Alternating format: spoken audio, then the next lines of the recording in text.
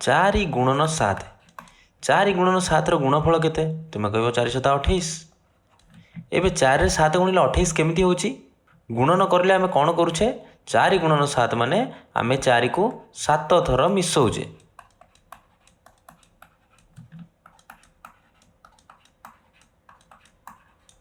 ଏବେ ମୁଁ କ'ଣ କରିବି?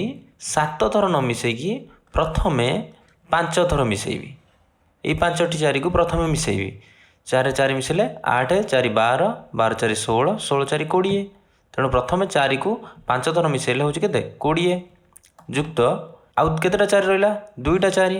ତେଣୁ 4 4 ମିଶାଇଲେ 8 ଏବଂ 20ରେ 8 ମିଶାଇଲେ କେତେ ହେଉଛି? 28 ହେଉଛି। ଏବେ ମୁଁ ଏଠି 4କୁ 5 ଥର ମିଶାଇଲି। ଏହାର ଅର୍ଥ ହେଉଛି ଆମେ 4କୁ 5 ଥର ମିଶାଇ ପାରିବା, ନହେଲେ 4ରେ 5 ଗୁଣି ପାରିବା। ତେଣୁ ମୁଁ ଏଠି ଲେଖିବି 4 ଗୁଣନ 5। ସେମିତି ଏଠି ଆମେ 4କୁ 2 ଥର ମିଶାଇଛେ। ଏଠି ମୁଁ ଲେଖିପାରିବି 4 ଗୁଣନ 2। 4କୁ 2 ଥର ମିଶାଇବା ଯାହା, 4ରେ 2 ଗୁଣିବା ସେୟା। ପ୍ରଥମେ 4 ଗୁଣନ 7 ଆମ ପାଖରେ ପ୍ରଶ୍ନ ଥିଲା। ତାକୁ ମୁଁ କ'ଣ କଲି ଦେଖ, 4 ଗୁଣନ 7କୁ 4କୁ 7 ଥର ଲେଖିଲି। ତାପରେ 7 ଥରକୁ ମୁଁ କ'ଣ କଲି? ଗୋଟିଏ ଗ୍ରୁପ୍ ବନେଇଲି 5 ଥର 4କୁ ନେଇକି, ଆଉ ଗୋଟିଏ ଗ୍ରୁପ୍ ବନେଇଲି 2 ଥର 4କୁ ନେଇକି। ତେଣୁ ମୁଁ ଏଠି ଲେଖିପାରିବି 4 ଗୁଣନ 7କୁ ମୁଁ ଲେଖିପାରିବି 5 ଯୁକ୍ତ 2, କାରଣ ଏଇ 7କୁ ମୁଁ 2ଟି ଗ୍ରୁପ୍ ବନେଇଲି। ଏଠି ସେମିତି 7 ଥର 4କୁ ମୁଁ 5 ଥର 4 ଏବଂ 2 ଥର 4 କରିଛି। ତାପରେ ମୁଁ କ'ଣ କଲି? ଏଇ 4କୁ 5 ଥର ମିଶାଇବା ଯାହା, 4ରେ 5 ଗୁଣିବା ସେୟା। ତେଣୁ ଏଠି ମୁଁ କ'ଣ କରିବି? 4ରେ 5 ଗୁଣିବି। ତାପରେ 4କୁ 2 ଥର ମିଶାଇବା ଯାହା, 4ରେ 2 ଗୁଣିବା ସେୟା। ଏବଂ ଏଠି ଲେଖିବି 4 ଗୁଣନ 2। 4 ଗୁଣନ 5 କେତେ? 20। ସେଠି ବି ଲେଖିଥିଲି 20, ଏଠି ଲେଖିଲି 20। 4 ଗୁଣନ 2 8 ଏବଂ 20ରେ 8 ମିଶାଇଲେ 28। ଏବେ ଆମେ ଏଇ ଯେଉଁ ପଦ୍ଧତିରେ 4 ଗୁଣନ 7 ଆର ଉତ୍ତର ବାହାର କଲେ, ଏଇ ପଦ୍ଧତିକୁ କୁହାହୁଏ କ'ଣ? ବଣ୍ଟନ ନିୟମ। ତେଣୁ ବଣ୍ଟନ ନିୟମ ଅନୁସାରେ A ଗୁଣନ B ଯୁକ୍ତ C, ଏହାକୁ ଆମେ ଲେଖିପାରିବା କ'ଣ?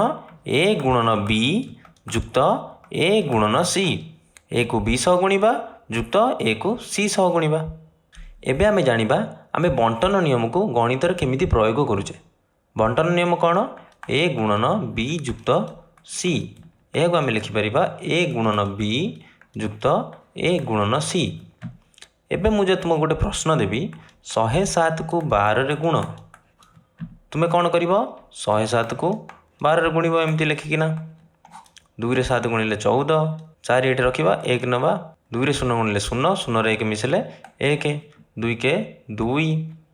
ତାପରେ 1ରେ 7 ଗୁଣିଲେ 7, 1ରେ 0 ଗୁଣିଲେ 0, 1ରେ 1 ଗୁଣିଲେ 1।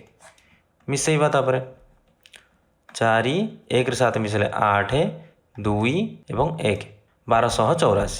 କିନ୍ତୁ ଏବେ ଆମେ ଆଉ ଗୋଟେ ପ୍ରକାରରେ ଗୁଣିପାରିବା। ଆମେ ଏଠି ବଣ୍ଟନ ନିୟମ ପ୍ରୟୋଗ କରିବା। କେମିତି କରିବା ଦେଖ, ଏଠି 107କୁ ମୁଁ ଲେଖିପାରିବି 100 ଯୁକ୍ତ 7।